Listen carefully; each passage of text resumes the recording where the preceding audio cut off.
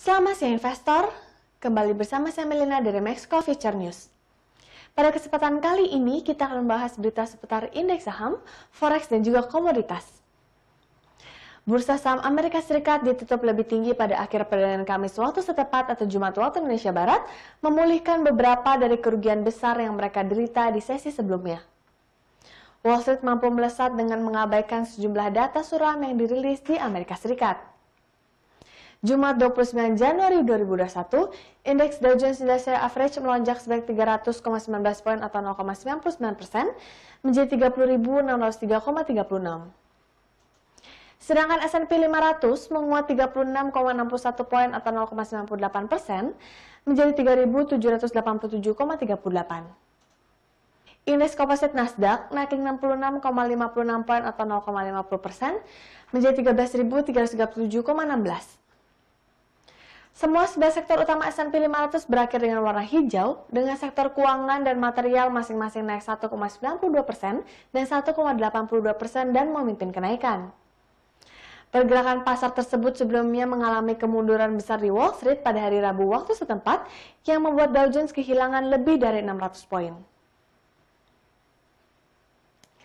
Departemen Perdagangan Amerika Serikat melaporkan ekonomi Amerika Serikat tumbuh pada tingkat tahunan sebesar 4% pada kuartal keempat di tahun 2020 di tengah lonjakan kasus COVID-19 lebih lambat dari posisi 33,4% pada kuartal sebelumnya.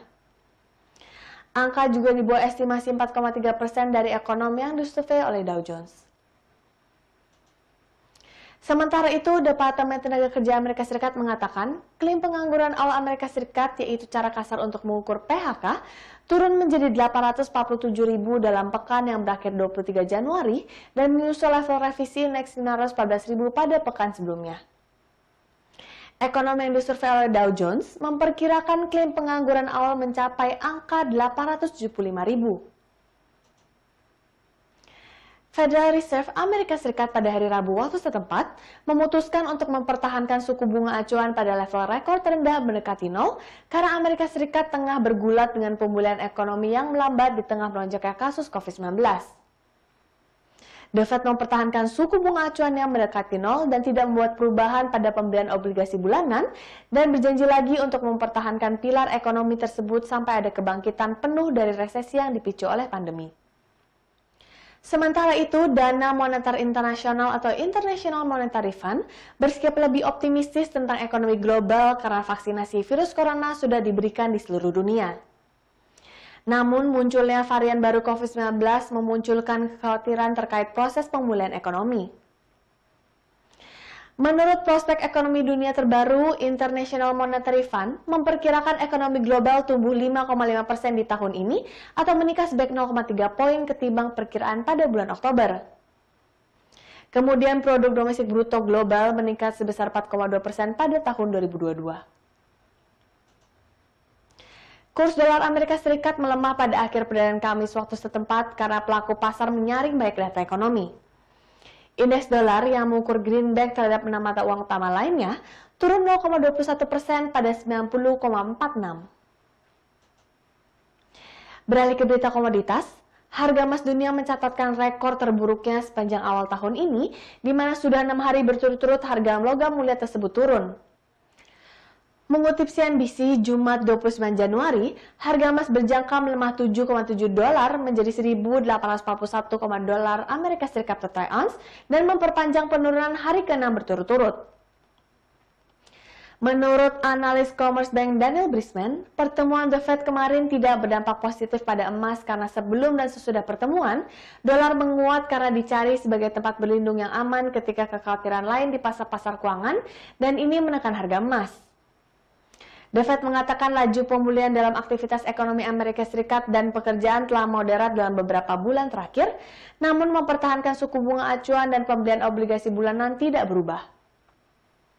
Ada kemungkinan penurunan tajam dalam ekuitas berarti orang menjual kepemilikan emas dan mengumpulkan uang tunai untuk menutup kemungkinan margin call.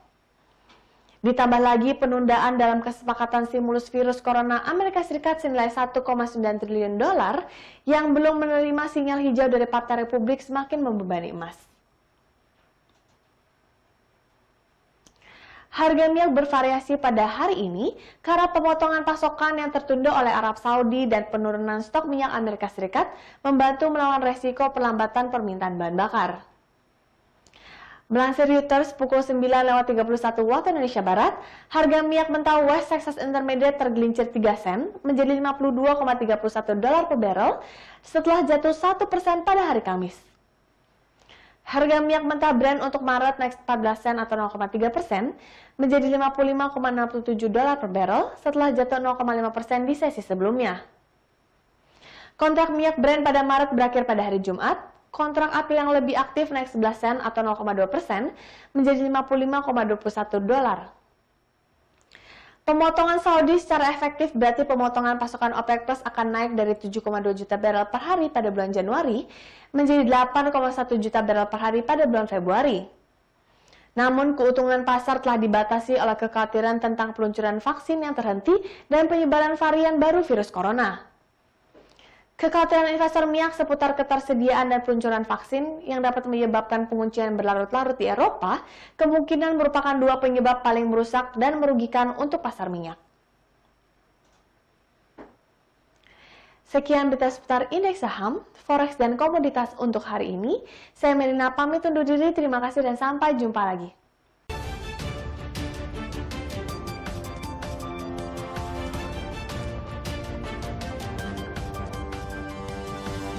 Audio Jungle.